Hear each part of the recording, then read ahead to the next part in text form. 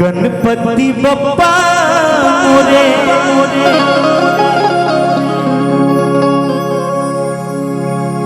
एक बार चाहत कि सब कोई हाथ उठाई जे भी गणेश भगवान के मानत होई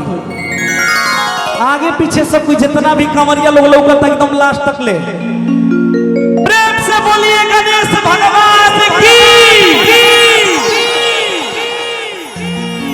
ये एनर्जी देख कितना मन खुश हो जाता कि गणपति बप्पा मेरे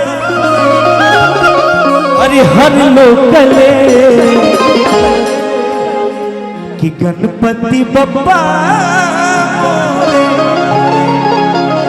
अरे हर लोकले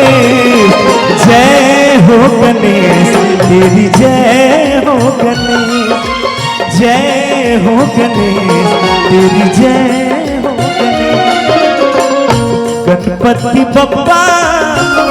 हर लोकले गणपति बप्पा हर लोकले जय हो गणेश तेरी जय हो गणेश जय हो गणेश तेरी जय हो गणेश।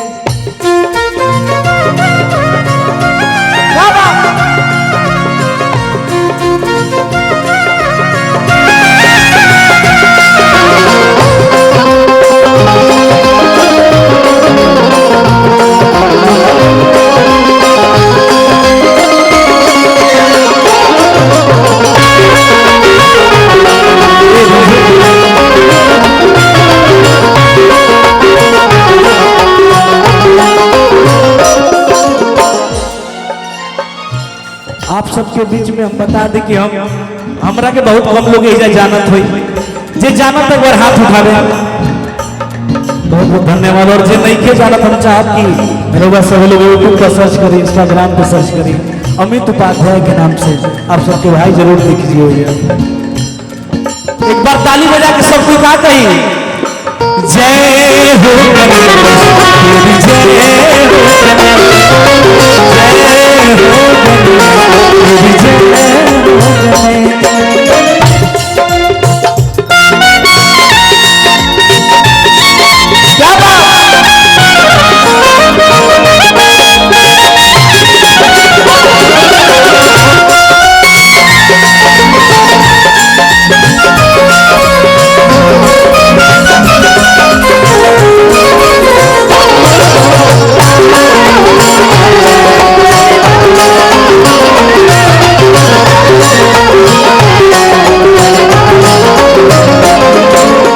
रिद्धि सिद्धि लेके बाबा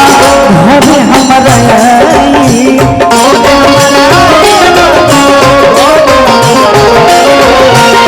मंगल के दाता होई दुखवा भगाई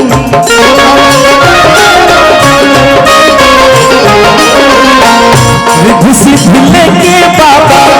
घरे हमारा मंगल के दाता होई ऋषि मुनि वंदन राउर हर में ऋषि मुनि वंदन राउर हर में जय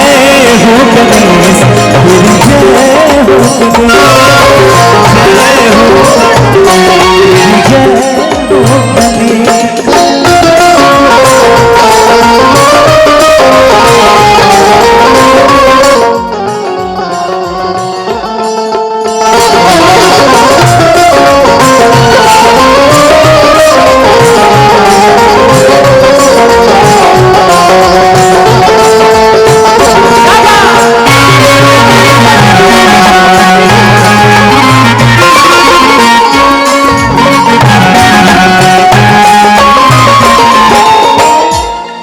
भैया माफी चाहता तनी देखिए सीटी उटी मारत तनी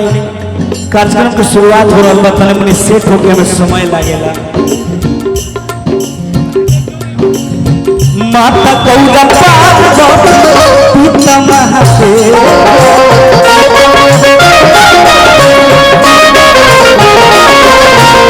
लड्डुअन के भोग ला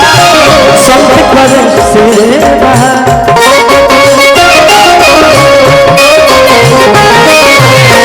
माता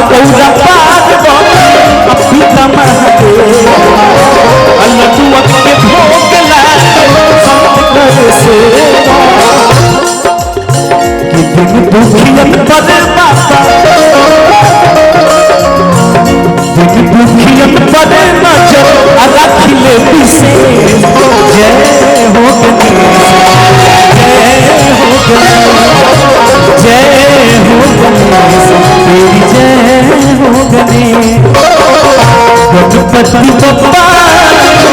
हर लोकल, गणपति बप्पा हर लोकल। जय हो गणेश तेरी, जय हो गणेश तेरी,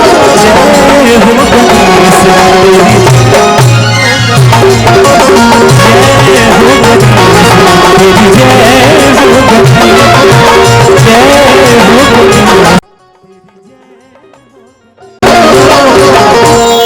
अगर अच्छा लगा तो ताली बजा के स्वागत। Thank you so much.